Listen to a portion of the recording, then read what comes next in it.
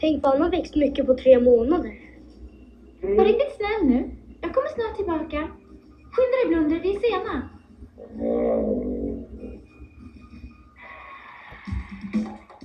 Och nu till kungfridens ära presenterar vi nu den stora vårfesten!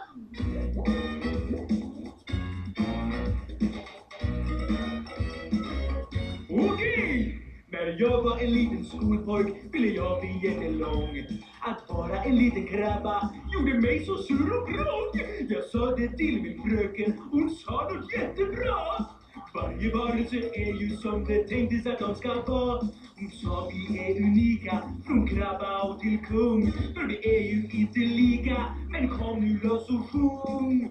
Du måste vara du, jag måste vara jag.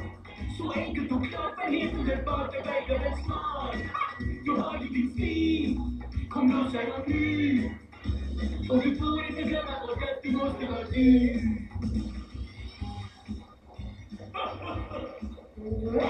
Chokolokar på, sticker någon gång. Kattfisk blir väl så? Och Sebastian gör en sång. Självklart! Jag ser det bra, det är som barn. Och barnen ställer till med truppen hela långa dagen.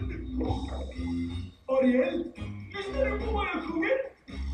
Lyssna noga nu. Ja. Så varför då fundera över liten eller stor? Havet kan oss husera, gott om plats för den som är bor. Nu har du hört min visa, låt den få bli ett råd. Sen ska du förevisa och få en stor applåd. Ha! Du måste vara du, jag måste vara jag. Man måste som regel titta i spegeln, vad var det jag sa? Ni fattar precis, vi gör en repris. Och se nu, några är smala, några har tänder, ålar är torra, hajar har tänder, ingen är lika, alla är unika.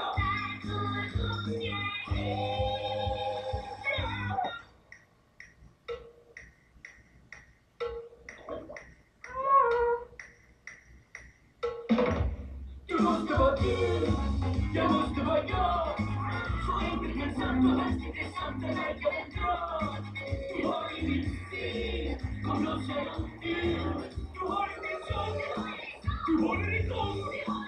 Du måste vara du.